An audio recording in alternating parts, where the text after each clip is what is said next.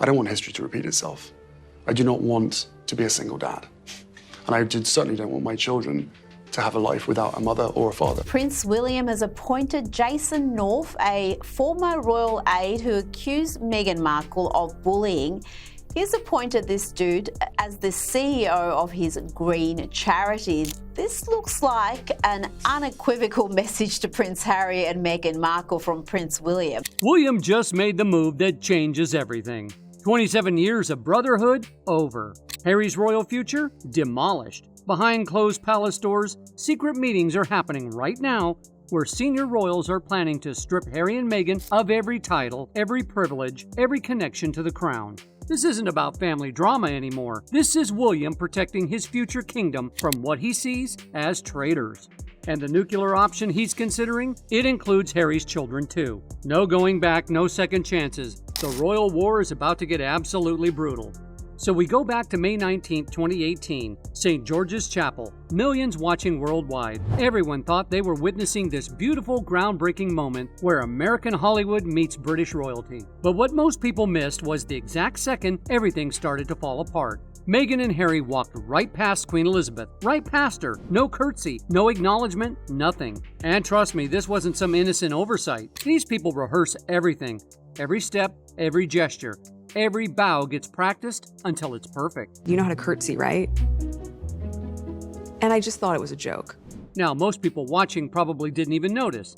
They were all caught up in the music, the dress, the whole fairy tale atmosphere. But Prince William, he noticed. He saw exactly what happened. And according to palace insiders, he knew immediately that this wasn't an accident. Think about it from William's perspective for a second. You're watching your brother marry someone who just publicly snubbed your grandmother, the Queen of England, on live television and in front of the whole world. That curtsy isn't just some outdated tradition. It's literally the moment you acknowledge the royal customs you're joining. But here's where it gets really telling. Harry stood there and let it happen. He didn't guide her, didn't remind her, didn't do anything to fix the situation. To William, that said everything he needed to know. Harry was already choosing Meghan over royal protocol. But how do you explain that to people? How do you explain that you bow to your grandmother? Palace staff tried to explain it away later. Nerves, they said. Wedding day jitters. But William wasn't buying it. He'd seen Meghan perform on camera for years. Not to mention, it wasn't even her first wedding. She knows how to hit her marks, how to nail every scene. This wasn't stage fright. This was a statement. From that exact moment, William knew he was dealing with someone who had no intention of playing by royal rules. And honestly, looking back now, knowing everything that happened after, the Oprah interview, the Netflix series, Harry's book, William's instincts were spot on. That missing curtsy, it was just the beginning. The curtsy thing was strike one. But William wasn't ready to write Meghan off completely just yet. Maybe she'd learn, maybe she'd adapt, maybe she'd start understanding how things work in the royal family. Wrong. Dead wrong. Here's what most people don't know about that wedding dress drama. Queen Elizabeth, the woman who'd seen everything, survived everything, dealt with decades of royal crisis, never got to see Meghan's dress before the wedding. Never, not even a sketch. Even Meghan's bridal gown was apparently the cause of some dispute. Remember, Meghan was a divorcee and the Queen was apparently surprised that she was choosing to wear a white dress. According to the royal author Ingrid Seward, in her book Mother and I, Lady Elizabeth Anson, who was a cousin and close confidant of the Queen, claims the Queen said Meghan's wedding dress was too white. In the Queen's opinion, it wasn't appropriate for a divorcee getting remarried in a church to look quite so flamboyantly virginal. Now this might sound petty to outsiders, but think about it. Every royal bride before Meghan had shared this moment with the Queen. It's tradition. It's respect. It's acknowledging that you're joining something bigger than yourself. But Meghan, she kept total control over every detail. Kate Middleton showed the Queen her dress months in advance. Princess Diana involved the Queen in major decisions. Sarah Ferguson asked for guidance. But Meghan basically said, "Thanks, but I've got this."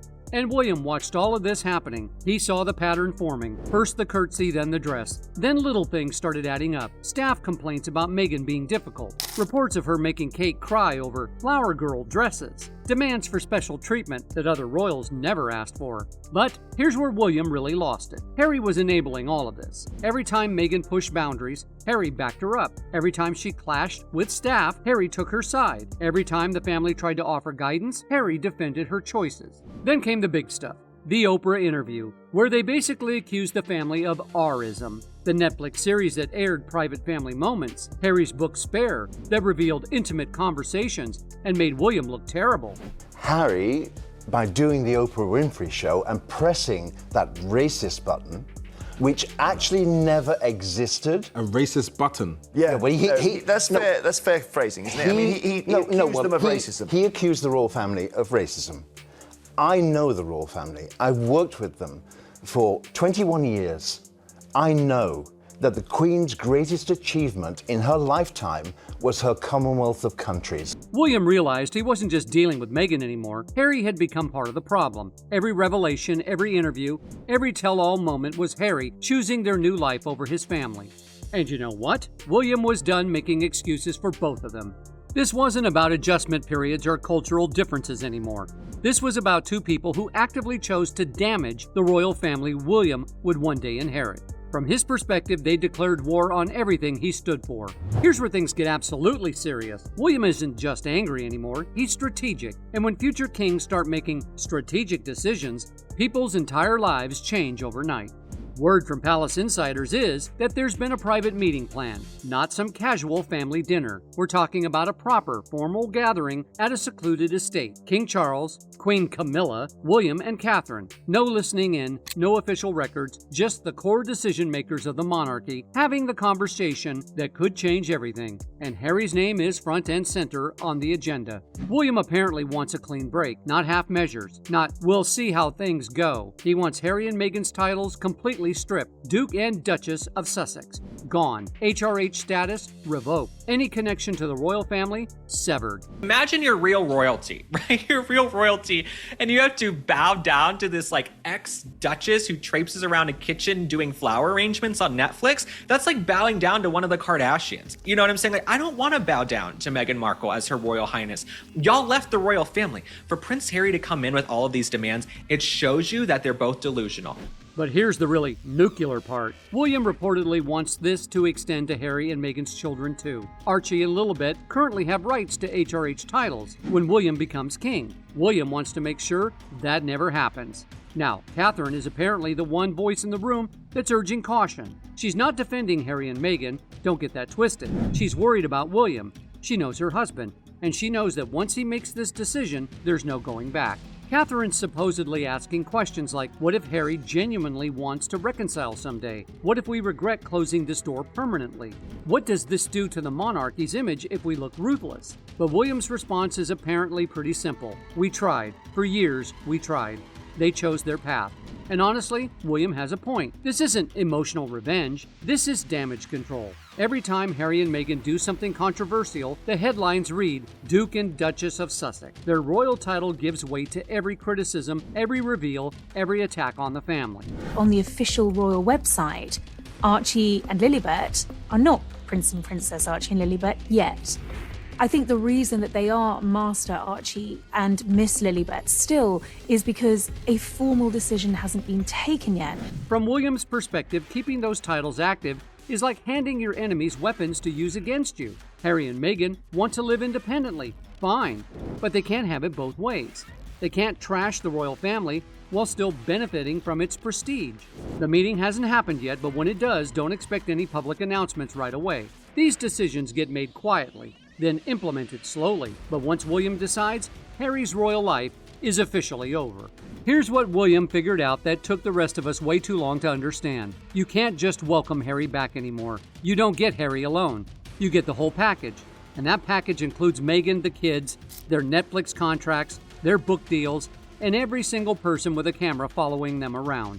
Think about it logically for a second. Let's say Harry comes back for Christmas. Sounds nice, right? Family reunion, healing, all that good stuff. But what happens next? Does Meghan show up to Easter? Do the kids start attending royal events? Do they get security details? Do they get invited to state dinners? And here's the really scary part for William. Every single interaction becomes content. Every conversation with Harry could end up in a Netflix episode. Every family moment could become a chapter in someone's next book. Every private joke could turn into a public headline. And I think a lot rides on these titles.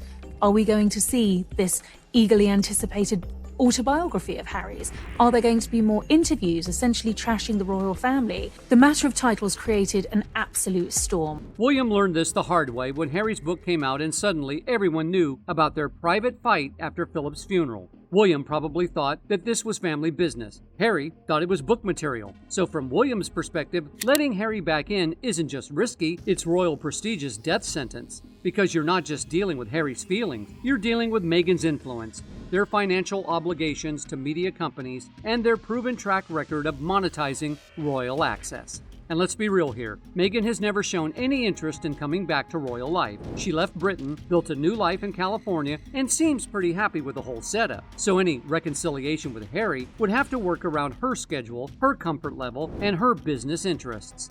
William apparently sees this whole situation as a security threat, not physical security, emotional and reputational security. Every time they let Harry back in, they're gambling with information that could damage the monarchy for years, and William's not willing to take that bet anymore.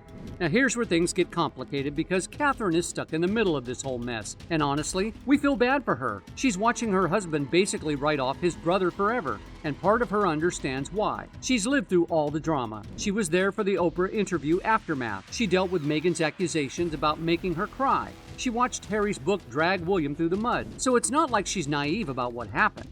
But Catherine is also the person who's been trying to hold the family together for years. She's the one who convinced William to keep trying when everyone else wanted to give up. She's the one who suggested maybe Harry just needed time to figure things out. And now she's watching William plan what amounts to complete exile for Harry, and she's worried about what that does to William's soul. Because cutting off your brother permanently, that changes you. That hardens something inside of you that maybe shouldn't be hardened. I hope we'll be able to have a happy family ourselves, because it's been, they've been great over the years, helping me with, difficult times, and, we see a lot of each other. Catherine reportedly keeps asking questions like, what if Harry genuinely apologizes someday? What if he realizes he's made mistakes and wants to make things right? What if we look back in 10 years and regret being so final about everything? Here's her biggest fear. She knows William. She knows that once he makes a decision like this, he doesn't change his mind. William is methodical, deliberate, final. When he cuts someone off, they stay cut off. So Catherine is basically watching the last chance for reconciliation slip away. And she feels responsible for speaking up now or forever holding her peace. At the same time, she gets why William wants clarity. This limbo situation where Harry is kind of royal, but not really royal, is exhausting everyone. Every time Harry does something controversial, the whole family gets dragged into it. Every time there's speculation about reconciliation, everyone has to deal with media questions and public expectation. Catherine supports William completely, don't get that wrong. She's Team William all the way. But she also represents the part of William that still loves his brother and wishes things could be different. She's the voice asking, are we absolutely sure about this? Because once they do this, there's no undoing it. And honestly, that might be exactly what William wants. No more second guessing, no more what ifs, just clean, final, irreversible closure. Now this is the moment that probably convinced William that Harry and Meghan were never going to change. April 2025. 5 years after they agreed to stop using their HRH titles, 5 whole years, and what does Meghan do? She sends a gift basket to some entrepreneur friend with a card that reads, with compliments of HRH, the Duchess of Sussex. HRH, Her Royal Highness. The exact title she promised she'd never use again. This has reportedly enraged heir to the throne, Prince William, who wants to officially strip their behinds of the title once and for all. Now maybe that sounds petty to people who don't understand royal protocol, but think about it from William's perspective. This wasn't some slip-up. This wasn't muscle memory. Someone had to design that card. Someone had to write those words. Someone had to approve the final version. Meghan knew exactly what she was doing. And the timing was absolutely brutal because this happened right when there was talk about maybe softening attitudes towards Harry and Meghan. Some royal experts were saying maybe it was time to consider limited reconciliation. Maybe the family could find some middle ground. Then boom, Meghan basically flips the bird to the entire agreement they made with Queen Elizabeth. Palace friends reportedly called it absolutely vile. William was apparently furious, and honestly, you can understand why. This wasn't just about breaking rules, this was about showing complete disrespect for his late grandmother's final wishes. The Queen releasing the news. Prince Harry and his wife Meghan are making a radical break, ceasing to be working members of the royal family. The decision stunning the royal family and many in England. Queen Elizabeth personally negotiated that agreement with Harry and Meghan. She bent over backwards to find a solution that let them live independently while still maintaining some dignity for the family. And Meghan just threw it back in her face. But here's what really sealed the deal for William. Harry didn't say anything. No public apology, no correction, no, that was a mistake, it won't happen again, nothing. To William, Harry's silence said everything. It meant Harry was fine with Meghan breaking their word. It meant he was fine with disrespecting Queen Elizabeth's memory.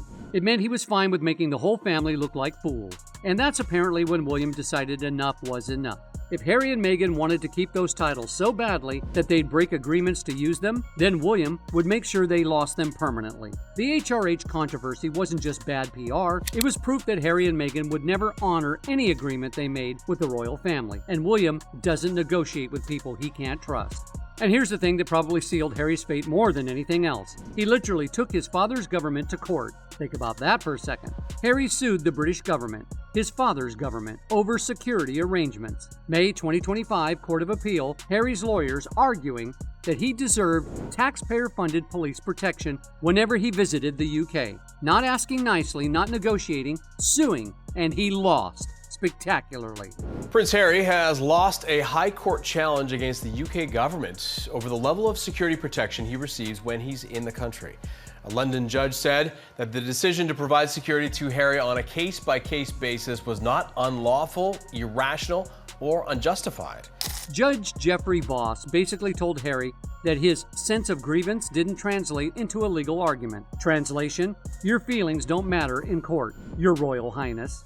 From William's point of view, your brother who left the royal family, who wrote a tell-all book trashing you, who did Netflix series exposing family secrets, that same brother is now in court fighting against your father's administration. William apparently saw this as the ultimate betrayal. Not just personal betrayal, royal betrayal. Harry was essentially challenging King Charles's judgment in public court. And let's be honest, what Harry was really asking for? He wanted William to pay for his security, but have access to UK intelligence and coordination with official protection services.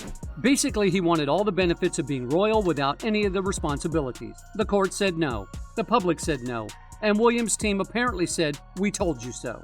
Harry went on BBC after losing and said he couldn't bring his family to Britain safely. He basically called his father's government incompetent at protecting people. William reportedly saw this as Harry holding his children hostage.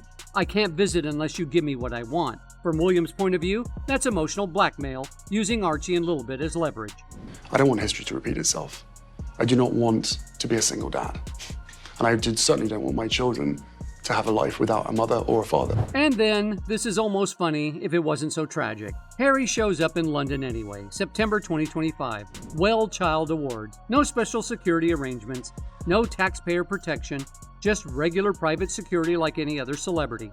So William's thinking, if Harry can visit safely now, what was all that legal drama about? Was he lying about the security concerns? Or was he just trying to get special treatment? Either way, the damage was done. Harry had proven he was willing to fight his own family in court, and William decided that anyone willing to do that couldn't be trusted with family reconciliation.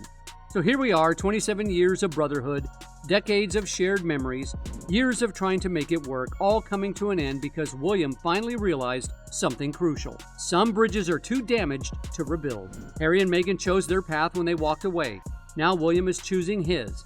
No more half measures, no more second chances, no more hoping things will change, just cold, calculated strategic decisions about protecting the monarchy's future. The royal war is over. William won, and Harry, he's about to learn what permanent exile really means.